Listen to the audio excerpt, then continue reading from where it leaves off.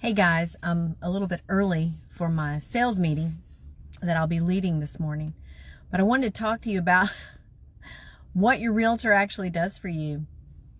So I have a seller who's out of state. He had tenants in a property and we've sold it. Yesterday was closing. So 3.5 weeks ago, we were told that the house was vacant and he had somebody here to check on it, but for some reason it didn't happen. So the tenant said they had vacated, and the way he was handling it was, he's an experienced investor. So, some things fell through the crack. That was not, that rental was not part of my responsibility. That was another team member. And I thought that team member had taken care of everything.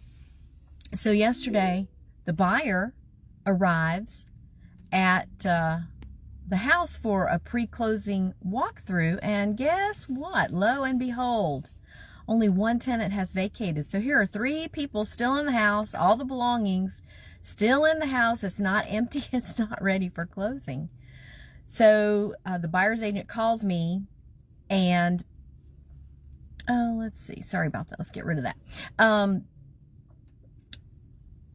In distress, the buyer's standing there going, what do we do? But he's a cool guy. He's experienced, so he's seen this before, and everybody's thinking, oh my gosh, what in the world is going to happen?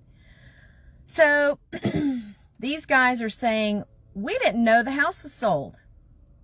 And then they said, well, everywhere we've applied, we've not been able to move forward. So, those both can't be true. I mean, maybe. Very definitely not likely. And 3.5 weeks ago, the original tenant cut off the utilities.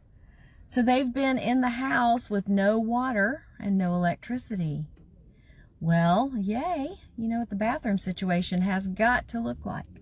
So they've been getting water in buckets from next door. Okay, so I'm left to manage this problem.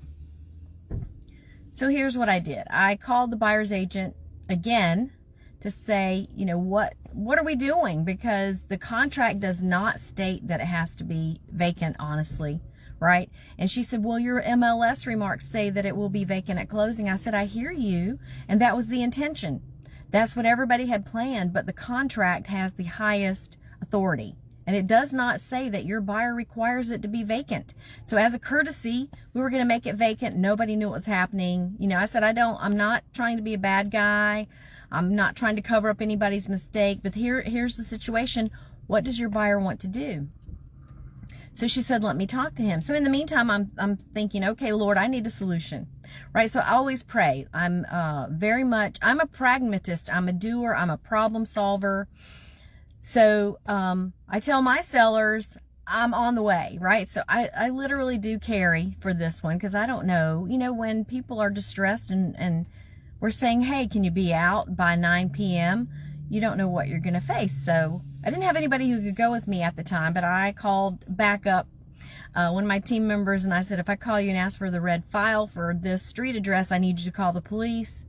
So we have systems in place, right? Also, realtor safety and security is something that we teach and something that we make sure that we are reminded of regularly. Sorry, I'm going to need a drink of water. So anyway, I get there, I talk to the people, and they're very sweet. They are just in shock because the house they lived in was being sold, had been sold right out from under them. Excuse me a second. So I said, what do you want to do? They said, well, we didn't know, right? And everywhere we applied for, and utilities have been off for 3.5 weeks. Well, there's no way they didn't know, but ignore the lie, because people lie because they're afraid. They're afraid to be judged. They're afraid to tell the truth. So ignore when appropriate, right? Ignore when appropriate. So now we need to just keep going forward to a solution. So I call the buyer's agent. What does the buyer want? The buyer wants the house empty. He wants it cleared out, right? And I'm like, okay. I said, that's the short-term view. Ultimately, your buyer wants to come in here and he wants to do renovations and he wants a tenant. And we know the market rate on that's like 15. No, I think this one was 1,200. I said, these guys are paying, each $100 a week. So that's $1,200, but that's not enough because, that doesn't cover utilities. So anyway, what I did, and I say I need to go, I brokered a deal, got it signed on the front porch. These tenants who have been here for 2 and 3 years, okay, with a proven track record of paying, signed a lease. The buyer doesn't have to do any renovations. He immediately starts making money on day of closing. Nobody has to move, and everybody's happy. The sellers are happy, the buyers are happy, the tenants are happy, and of course the agents, pull another one out of the hat. This is why you need a realtor, because it takes someone who's not emotionally involved with the transaction to get that 3,000-foot view to see the solution and then execute it.